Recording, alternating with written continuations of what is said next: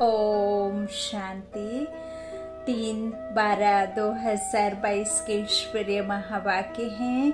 आज की मुरली का सार। मीठे मीठे प्यारे प्यारे बाबा ने कहा, मीठे बच्चे, अब कलयुग की रात पूरी हो रही है, नवयुग बनाने बाप आया है, इसलिए तुम जागो, बाप की याद से अपने विकर्म विनाश करो। प्रश्न है, जिन बच्चों की बुद्धि सतो प्रधान बनती जाती है उसकी निशानी क्या होगी? उत्तर में बाबा ने कहा, उन्हें दूसरों को आप समान बनाने के ख्याल आते रहेंगे। वह अपना और दूसरों का कल्याण करने की युक्तियां रचते रहेंगे, दिन रात सर्विस में लगे रहेंगे। प्रश्न है दूसरा, तुम बच्चों को बड़े ते बड़ी कौन सी कारोबार मिली हुई है? बाबा ने हमें एक कारोबार दी है। उत्तर, सारी दुनिया को बाप का परिचय देने की कारोबार बहुत बड़ी है। वाह बाबा वाह, शुक्रिया बाबा, शुक्रिया। कोई भी आत्मा बाप के परिचय बिना रह ना जाए।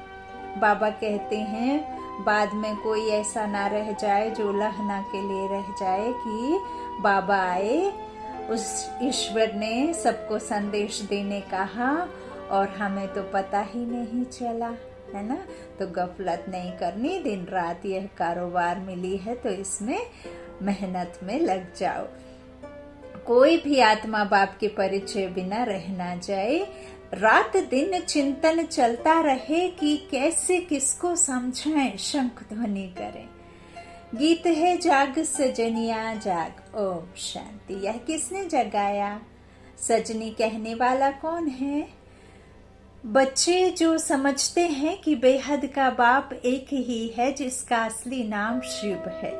बाकी जो अनेक नाम रखे हैं वह सब हैं भक्ति मार्ग के। राइट नाम एक ही शिव है। जयंती भी मनाते हैं, वह हो गई परमात्मा जयंती। गाते भी है निराकार शिव जयंती। आत्मा को जब शरीर मिलता है तब उस शरीर का नाम पड़ता है, ऐसे तो पड़ता नहीं है। और शिव तो आत्मा का ही नाम है। उसको कहा जाता है सुप्रीम सोल। सोल का नाम क्या है? नाम गाया हुआ है शिव, गाया भी जाता है शिव जयंती। आत्मा की जयंती नहीं कहेंगे। गीता का भगवान तो शिव निराकार है। श्री कृष्ण शरीर का नाम है, देहधारी है ना। यह तो शिव बाबा ही आकर सजनियों को जगाते हैं और अपनी पहचान भी देते हैं कि मैं आया हूँ नई दुनिया बनाने। अब मामे कम याद करो, माया पर जीत पानी है। बाबा को कहते भी हैं पतित पावन। देवताएं जो पावन थे अभी पतित बने हैं, इसलिए सभी पुकारते हैं कि हे पतित पावन आओ, आकर हमें लिबरेट करो, दुख से छुड़ाओ। किससे कहते हैं दुख से छुड़ाओ?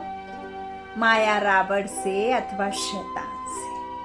मनुष्यों को यह समझ में नहीं आता कि अभी चलना है। नवयुग सतयुग अब आया कि आया। गीत में भी कहते हैं नवयुग, वह है पवित्र दुनिया। बाप आते ही हैं पतित से पावन बनाने के लिए। नई दुनिया को नया युग अथवा सतयुग कहा जाता है। यह है कलयुग, पुरानी दुनिया। बाबा कहते हैं कुंभकर्ण की नींद में सब सोए हुए हैं, उनको आकर जगाते हैं। माया से अज्ञान अंधकार की रात में सबको सुला दिया है। अब बाप कहते हैं बच्चे कुंभकर्ण की नींद से जागो। आधे कल्प सोते हैं। अभी इस पुरानी दुनिया का अंत है, मौत सामने खड़ा है। अब रात पूरी होती है, दिन आना है, इसलिए तुम जागो। तुम समझते हो बाबा आया हुआ है, हम भी घोर अंधियारे में सोए पड़े थे। अब बाबा आया है रात को दिन बनाने। बाबा कहते हैं मैं तुम्हारे लिए दिन अर्थात नवयुग बनाने आया हूँ। अब मुझे याद करो तो तुम्हारे विकर्म विनाश होंगे, क्योंकि इस समय सब पतित हैं। सब कहते हैं हमको इस रावण से लिबरेट करो। यह कोई समझते नहीं है कि शैतान का राज्य कब से शुरू होता है। बाप आकर रावण के चंबे से छुड़ाते हैं। कैसे? यह तो बाप ही जब आए तब आकर सुनाए, तब फिर अनुभव से हम किसको समझा सके। सबको नीचे उतरते उतरते पतित बनना ही है। मुझ पतित पावन को आना ही है संगम पर। यह सारे जो भी मुरली में बातें सुनते हैं ना आप कानों के द्वारा, है तो आत्मा सुनती है, और यह सब महावाक्य हैं, और यह सुप्रीम सोल गॉड फादर परमात्मा के महावाक्य हैं, ईश्वरीय महावाक्य हैं। तब तक वो ना आए तब तक ये महावाक्य हम सुन नहीं सकते कोई मनुष्यों के द्वारा। यह तो सिर्फ सुप्रीम सोल गॉड फादर जानी जाननहार है इस मनुष्य रूपी सृष्टि का, हम आत्माओं का, है ना। तो वह आता है। बाबा कहते हैं मुझ पतित पावन को आना ही है संगम पर। दुनिया के मनुष्य तो घोर अंधियारे में हैं, समझते हैं कलयुग की आयु लाखों वर्ष पड़ी है, क्योंकि शास्त्रों में उल्टा लिख दिया है। अब दैवी युग की स्थापना होनी है। दोजक को वहिष्ठ बनाने वाला बाप ही है। बाप कोई दोजक थोड़े ही रचेंगे। बच्चों को अभी यह पक्का निश्चय है कि बाबा हमको पढ़ाते हैं, बहुत समय से पढ़ाते रहते हैं। ऐसा नहीं है कि पहली बार आकर पढ़ा रहे हैं, कल्प कल्प आकर के पढ़ाते हैं। अब त्रिमूर्ति शिव जयंती आने वाली है ना, शिवरात्रि। तो लिखना है शिव जयंती सो गीता जयंती। जब तक शिव जयंती ना हो तब तक गीता कैसे ज्ञान मिल सकता है ना। तो शिव जयंती भी तो परमात्मा जब इस घोर अंधियारे में पूरे विश्व में जब ये रावण रूपी माया व्याप्त हो जाती है, हर कोई आत्मा दुखी अशांत हो जाती है, तब तो फिर वो आए, है ना, अंधियारी रात को उजाली रात करने के लिए, उजाला दिन बनाने के लिए, सुख करने के लिए, है ना। अभी तो सब दुखी हैं, तो अब आने वाली है शिव जयंती, सो गीता जयंती। श्री कृष्ण जयंती जब मनाते हैं तब गीता जयंती नहीं मनाते हैं। समझा? बाबा बहुत गुहाराज समझा रहे हैं। बाबा कह रहे हैं जब शिव जयंती मनाते हैं ना तब गीता जयंती होती है ना। फिर उसके बाद श्री कृष्ण जयंती जब मनाते हैं ना तब गीता ज्ञान वहां होता नहीं, तो गीता जयंती नहीं मनाते हैं। श्री कृष्ण तो छोटा बच्चा है, जब वह बड़ा हो तब गीता सुनाए। बाबा कहते हैं त्रिमूर्ति शिव जयंती माना ही गीता जयंती। यह बहुत समझने की बात है।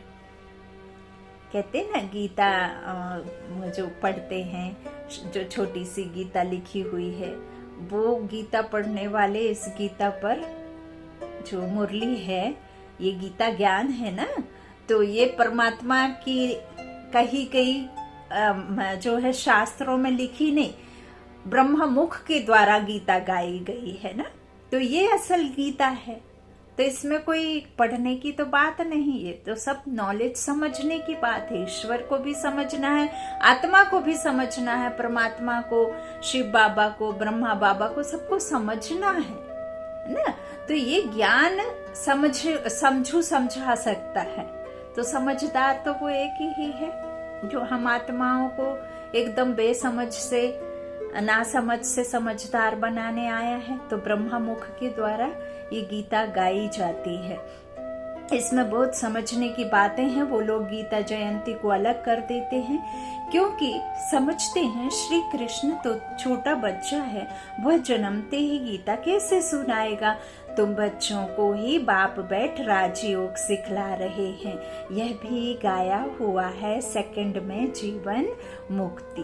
बैरिस्टर के स्कूल में बैठा तो बैरिस्टर पढ़ने लग पड़ते, उसमें एम ऑब्जेक्ट है मैं बैरिस्टर बनूंगा, डॉक्टर बनने के लिए डॉक्टरी पढ़ाई पढ़नी पड़ती है, तो बाकी उसमें उच्च पद पाना यह फिर पढ़ाई पर मदार है। आप किस तरह से पढ़ते हैं। अगर एक वकील के लिए कोई पढ़ाई करता है तो एक वकील ऐसा भी पढ़ लेता है कि लाखों रुपए एक केस में मिल जाता है, नहीं तो फिर 10,000 भी मुश्किल पाके मिलते हैं। तो वो तो पढ़ाई के ऊपर है, कितना उच्च मर्तबा पाना है। यहाँ भी वही है, पढ़ाई का मदार है। जितना जास्ती पुरुषार्थ उतना जास्ती आपको मर्तबा मिलेगा। तो जितना आपने स्व पर कंट्रोल किया उतना ही आपको राज्य मिलेगा। विक्रमाजीत बनना है ना, माया जीत बनना है। तो बाबा कहते हैं पढ़ाई पर मदार है। कोई फिर अच्छा पढ़ते हैं तो उच्च पद पाते हैं, नहीं पढ़ते हैं तो पद भी कम। सारा क्या करते हैं, मदार है पढ़ाई पर। तुम यहाँ मनुष्य से देवता बनने आए हो, परंतु देवताओं में भी नंबरवार मर्तबे हैं। कोई फर्स्ट क्लास, कोई सेकंड क्लास, कोई थर्ड क्लास, यह सब गुप्त बातें हैं। कोई की बुद्धि में आ नहीं सकती। कैसे हम अपना राज्य स्थापन कर रहे हैं। महाभारत लड़ाई भी बाबा कह रहे लगने वाली है, और यही महाभारत की लड़ाई असली है। परंतु पांडव संप्रदाय तो लड़ते नहीं। जो बाबा ने पांडव रचे हैं ना संगम युग पर, उनकी लड़ाई तो लगती नहीं है। असुर और कौरव संप्रदाय आपस में लड़ झगड़ कर खत्म हो जाते हैं। तो अब तुम बच्चों को पुरुषार्थ करना है, समझाना भी है। बाबा समय प्रति समय डायरेक्शन देते रहते हैं। बहुत गुहा गुहा राज बताते हैं, युक्ति भी बताते हैं, योग भी कैसे लगाना है वह भी बताते हैं, और समय समय पर डायरेक्शन भी देते रहते। निराकार परम पिता परमात्मा राजयोग कैसे सिखलाएंगे। जरूर शरीर चाहिए, शरीर में आएंगे। बाप श्रीमत दे रहे हैं, बच्चे तुमको याद की यात्रा पर रहना है। मुझे याद करो, यह है योग अग्नि, जिससे विकर्म विनाश होंगे। जिस बाबा कहते दिन प्रतिदिन तुमको अच्छी अच्छी पॉइंट्स मिलती रहती है। पतित पावन की पॉइंट भी अच्छी है। पतित पावन बाप को बुलाते भी हैं, फिर गंगा में जाकर स्नान करते हैं। तुम लिख भी सकते हो बड़े बड़े अक्षरों में कि पतित पावन तो परम पिता परमात्मा को कहा जाता है। ज्ञान का सागर भी वही है। सारी दुनिया को पावन बनाते हैं। सारी दुनिया का क्वेश्चन है ना, दुनिया पावन कैसे बने। गंगा जमुना आदि यह नदियां तो चली आती हैं, अब वो तो पहाड़ों से निकलती हैं। अब पहाड़ों के जल से कैसे कोई आत्मा धुल सकती है। आत्मा ही काली हुई है। आत्मा की जंक निकालने के लिए हमें कौन सा ज्ञान जल चाहिए है वो भी तो समझना है। तो ये नदियां गंगा आदि तो बहती चली आती हैं। अभी कलयुग का समय है तो कुछ गड़बड़ होती है। सतयुग में फिर सब नदियां अपने ठिकाने पर आ जाएंगी, परंतु इनसे पावन तो कोई बनते नहीं। बहुत क्लियर करके समझाना है, पर्चे बांटने हैं, वह भी आदमी आदमी देख कर देना है। बाबा कहते हैं मेरे पर्चे फिर कई कई फाड़ भी देते हैं। मुख्य 2-3 पॉइंट्स जरूर समझानी है। वास्तव में इस समय सब पतित विकारी हैं, सबकी उतरती कला है। गुरु नानक ने भी कहा कि मूत पतीले कपड़े धोए। अभी इसका मतलब भी बाबा ने कई बार समझाया। जैसे माँ अपने बच्चे के गंदे कपड़े धोती है ना, न्यूबॉर्न बेबी के कैसे गंदे गंदे कपड़े धोती है, तो वही तो अब हमारा माता पिता बन करके जो सुप्रीम सोल गॉड फादर हम सब का बाप है, वो हमारी कितनी गंदी आत्माओं को धोने आया है ना। तो बाबा कहते हैं इस तरह से गुरु नानक ने कहा है ना कि मुंह पतीले कपड़े धोए। भारत को श्रेष्ठाचारी तो बनना ही है, इसको भ्रष्टाचारी कहेंगे। अभी जो दुनिया है ना, तो ये तो भ्रष्टाचारी है। श्रेष्ठाचारी सिर्फ देवताएं हैं इस समय, और कोई बन ना सके, क्योंकि माया का राज्य है ना। हाँ, बाकी भक्ति का सुख मिलता है। यहाँ रचना भी कोई योग बल से नहीं होती है। ऐसे नहीं है कि याद से हो जाएगी योग के बल से, नहीं। विकार से पैदाइश होती है, पहले थोड़े होते हैं, फिर वृद्धि होने से आपस में लड़ते हैं। हर एक बात में वृद्धि होती है। अधिक मनुष्य आत्माएं भी होती हैं और अनेक मत भी होती हैं। तो फिर मतांतर होंगे तो लड़ाई तो होगी, एक मत नहीं रहेंगे तो एक राज्य या द्वैत राज्य तो सिर्फ परमात्मा ही स्थापित करते हैं। और जब द्वैत वाला राज्य आता है तो वो तो रावण स्थापन करता है। बाबा कहते हैं हर एक को पहले सुख फिर दुख देखना है, चाहे वो कोई भी हो। तो यह मनुष्यों की बात है। सतयुग में मनुष्य सुखी हैं तो जानवर आदि भी सुखी रहते हैं। पूरी दुनिया ही सत्व प्रधान होती है ना, सब सुख होते हैं। तो बाप समझाते हैं ऐसे ऐसे लिखो, त्रिमूर्ति शिव जयंती सो श्रीमद भगवत गीता जयंती। फिर समझाना भी है, जो समझते हैं उन्हों की दिल होती है कि यह बातें दूसरों को भी समझाएं। समझाने बगैर वृद्धि कैसे होगी। ड्रामानुसार जिनका जो पाठ है समझने और समझाने का, वो है अपना पाठ बजाते हैं। भक्ति का पाठ भी दिन प्रतिदिन जोर होता जाता है ना। आप सभी चाहते तो हैं कि विश्व में शांति हो, है ना, ये सारे कष्ट दूर हो जाएं। बारिश नहीं होती है तो बारिश के लिए यज्ञ आदि रचते हैं। तो अब उन्हें क्या पता, है ना, अब वो तो जानते नहीं हैं कि कौन से यज्ञ से, कौन से पाठ से, किसकी याद से कैसे ये दुनिया में शांति आएगी। तो वो जो जानते हैं वो रचना कर देते हैं। तो बाबा कहते हैं इस तरह से समझाना चाहिए। तो भक्ति का भी दिन प्रतिदिन जोर होता जाता है। गाया भी हुआ है, जब भंभोर को आग लगनी है तब आंख खुलती है ना, आखिर में। तो तुम बच्चों को शंख ध्वनि करनी है। कोई नहीं भी बर्तन बज रहा है, 4 लोग आपस में खड़े हैं तो तुम शुरू हो जाओ। बाबा कहते हैं रात दिन चिंतन चलना चाहिए, कैसे किसको समझाएं। सारी दुनिया को बाप का परिचय देना कितनी बड़ी कारोबार है। दुनिया कितनी बड़ी है, बहुत धर्म, बहुत खंड। सतयुग में एक ही धर्म होता है, फिर वृद्धि को पाते हैं। यह भी समझते हो, प्रजापिता ब्रह्मा द्वारा ही ब्राह्मण पैदा होते हैं। मुख वंशावली है ना, तो ब्राह्मण वर्ण भी नहीं दिखाते हैं तो पैदा करने वाला भी नहीं दिखाते हैं। तो यह समझाना है। कौरव और पांडव दिखाते हैं, तुम हो ब्राह्मण। प्रजापिता ब्रह्म कुमार कुमारियां हैं तो प्रजापिता जरूर चाहिए, जिसमें भिन्न भिन्न बिरादरियां पैदा होती हैं। देवता, क्षत्रिय, वैश्य, शूद्र दिखाते हैं। बाकी संगम युगी ब्राह्मणों को गुम कर दिया है, बाबा कहते हैं। गायन भी करते हैं त्रिमूर्ति ब्रह्मा, परंतु त्रिमूर्ति ब्रह्मा का अर्थ नहीं निकलता।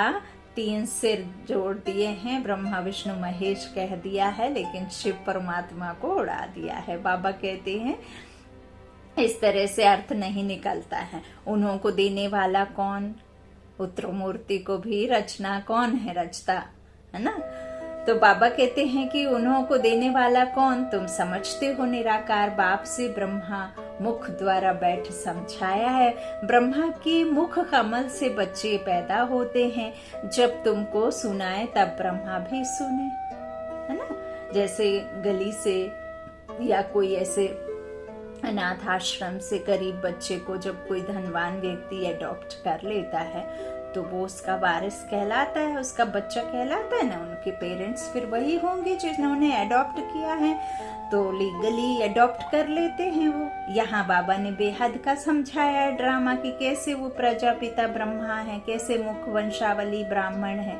तो बाबा कहते हैं इस तरह से सुनाए तब ब्रह्मा भी सुने। तुम ना होते तो शिव बाबा क्या करते। वो सुप्रीम सोल है ना, वो तो परमात्मा है। जैसे हम बिना आत्मा के ये शरीर बिल्कुल एकदम कुछ एक घंटों में ही खत्म। अब आत्मा तो बोलती नहीं है और ना ही शरीर कुछ काम का, तो शरीर चाहिए और वो परमात्मा है। तो हम आत्माओं को ये जीव जो धारण किया है हमने, अब इसे तो सुनना भी है, देखना भी है, कहना भी है, तो फिर उन्हें तो आधार लेना पड़ेगा। वो ऊपर से लाइट चमकार करके तो कोई ज्ञान देंगी नहीं। तो यह सब बातें बुद्धि से समझने की हैं। बाबा कहते हैं अब एक को तो नहीं सुनाया जाता है ना, है? अब शिव बाबा या तुम बच्चे नहीं होते तो फिर बाबा भी क्या करता, कैसे ज्ञान देता। तो एक को तो नहीं सुनाया जाता है। शास्त्रों में एक अर्जुन का नाम लिख दिया है, जहाँ अर्जुन दिखाया है ना, वहाँ आत्माओं की बात बाबा कहते, तो यहाँ तो अनेक अनेक आत्मा है ना। और जो कृष्ण है तो वो भगवान है, और रथ ब्रह्मा बाबा है ना। तो ऐसे समझना है, ब्रह्मा के मुख कमल से बच्चे पैदा होते हैं ना। तो बाबा कहते शास्त्रों में लिख दिया है अर्जुन का नाम, तो जिस समय जो पॉइंट निकलती है उस समय उसी सर्विस में लगना चाहिए। तुम्हें हर बात बहुत क्लियर करके समझाई जाती है, परंतु योग में रहें, पावन बने, यह मेहनत है। विष छोड़ना कितनी मेहनत है, विष पर ही झगड़ा होता है। तो बच्चों को सर्विस पर यह टेंशन देना है कि पढ़ाई पढ़कर पढ़ाना है ना। पहले पढ़ो फिर पढ़ाना है। इस सर्विस में ही कल्याण है, ओना रहना चाहिए दिन रात का। जो नए आते हैं उनसे फॉर्म भराने वाले बहुत तीखे चाहिए। फॉर्म भराने समय यह भी पूछो, तुम साधना करते हो, मुक्ति धाम जाने चाहते हो ना। मुक्ति धाम का मालिक तो एक ही परमपिता परमात्मा है, वह बाप ही आकर पावन बनाते हैं। यह स्नान आदि तो भारत में ही करते हैं और धर्मों में नहीं करते। वह फिर अपने धर्म स्थापक के आगे माथा टेकते हैं, फूल चढ़ाते हैं, महिमा गाते हैं। उन्हों को यह तो मालूम ही नहीं है कि पतित पावन एक ही बाप है। अब क्रिसमस में क्राइस्ट का कितना मानते हैं, मनाते हैं ना। तो फिर भी गॉड फादर को याद करते हैं, वो लोग भी तो गॉड फादर को याद करते हैं, कहते हैं ओ गॉड फादर, उनको पुकारते हैं। उन्हों को भी, क्रिश्चियंस को भी यह नॉलेज मिलेगी। बाबा तो कहते रहते हैं कि चित्र बनाओ तो विलायत में भी भेज दें। बेहद सृष्टि के कल्याण के लिए बुद्धि चलनी चाहिए। बाबा की बुद्धि चलती रहती है। इन चित्रों का कद्र बहुत थोड़ों को है ना। बाप ने दिव्य दृष्टि द्वारा यह बनाए हैं। कितना रिगार्ड होना चाहिए, कोई मनुष्यों के द्वारा तो बनाए हुए नहीं है, ये तो परमात्मा ने बनवाए हैं। तो इनसे तो बहुत भारी फर्स्ट क्लास सर्विस होती है। ड्रामा अनुसार कोई निकलेंगे जो चित्र आदि बनाएंगे, आगे चलकर ऐसे बुद्धिमान बच्चे निकलेंगे जो सेवा में नई नई इन्वेंशन करते रहेंगे, जिसे देखते ही दिल खुश हो जाए। अंग्रेजी तो सब तरफ फैली हुई है ना। भाषाएं कितनी ढेर हैं, ऑफिशियल लैंग्वेज है ना इंग्लिश, तो भाषाएं कितनी ढेर हैं। सब देशों में अंग्रेजी वाले जरूर होंगे, जरूर। तो इसलिए बाबा भी अंग्रेजी और हिंदी को उठाते हैं, है ना, क्योंकि ये भाषा सब समझ सकते हैं ऑल वर्ल्ड में। आखिर इन सब भाषाओं में निकलेगा, किसको भी समझाना है बहुत सहज, परंतु देखा जाता है किसकी बुद्धि में नहीं बैठता तो वह क्या काम करे। धन है और दान नहीं करते हैं तो उनको मनहूस कहा जाता है। एक कान से सुनते हैं, दूसरे से निकाल देते हैं। हर एक को अपनी उन्नति का ख्याल जरूर होना चाहिए। संग के रंग में नहीं आना है, सर्विस में बिजी रहना है, नहीं तो बड़ा भारी घाटा पड़ जाएगा। अपनी उन्नति के लिए कोशिश जरूर करना चाहिए। बाबा, मैं जाकर बहुतों को आप समान बनाने की सर्विस करती हूँ, ऐसे ऐसे ख्याल आने चाहिए। उनको कहा जाता है सतो प्रधान बुद्धि। तमो प्रधान बुद्धि ना अपना ना दूसरों का ख्याल करते हैं, उनको बेसमझ कहा जाता है। सतो प्रधान बुद्धि समझदार हैं। हिसाब किताब भी कोई कोई का बहुत कड़ा रहता है, समझते हुए भी फंसे हुए हैं ना। कड़ा है ना, पुराने संस्कार बहुत कड़े हैं तो जाता नहीं है उनका। तो इस समय तो रात दिन सर्विस में लगा रहना चाहिए। खुद की ही कमाई है, मुझे बाप से पूरा वर्षा लेना है, नहीं तो कल्प कल्प का घाटा पड़ जाएगा। पहले अपना कल्याण करेंगे तब दूसरों का भी कल्याण कर सकेंगे। अच्छा, मीठे मीठे सिक्के लधे बच्चों प्रति माता पिता बाप दादा का याद प्यार और गुड मॉर्निंग। रूहानी बाप की रूहानी बच्चों को नमस्ते।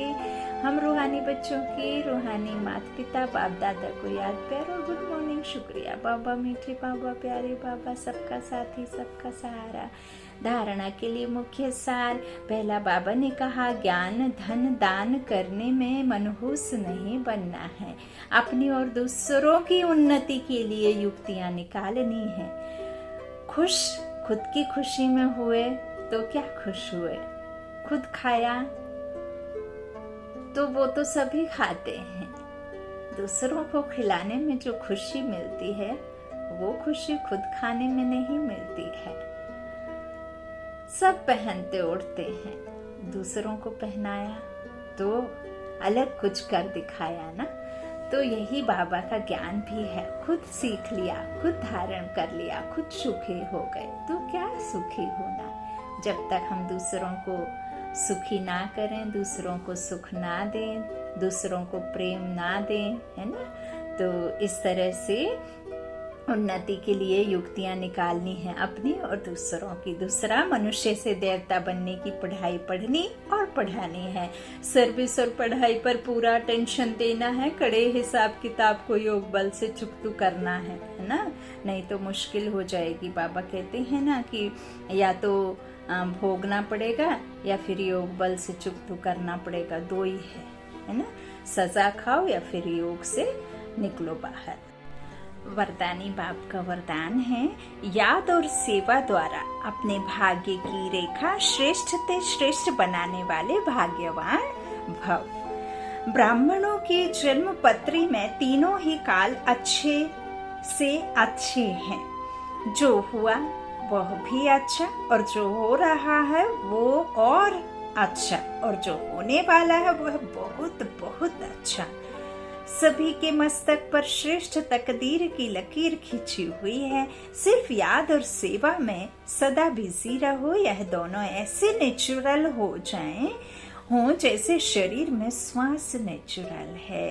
भाग्य विधाता बाप ने याद और सेवा की यह विधि ऐसी दी है जिससे जो जितना चाहे उतना अपना श्रेष्ठ भाग्य बना सकते हैं। स्लोगन, संतुष्टता की सीट पर बैठकर परिस्थितियों का खेल देखना ही संतुष्ट मणि बनना है। संतुष्टता की सीट पर बैठकर परिस्थितियों का खेल देखना ही संतुष्ट मणि बनना है। अच्छा, ओम शांति। शुक्रिया बाप दादा, शुक्रिया आप सभी भाई बहनों के प्यार का, स्नेह का। Good night.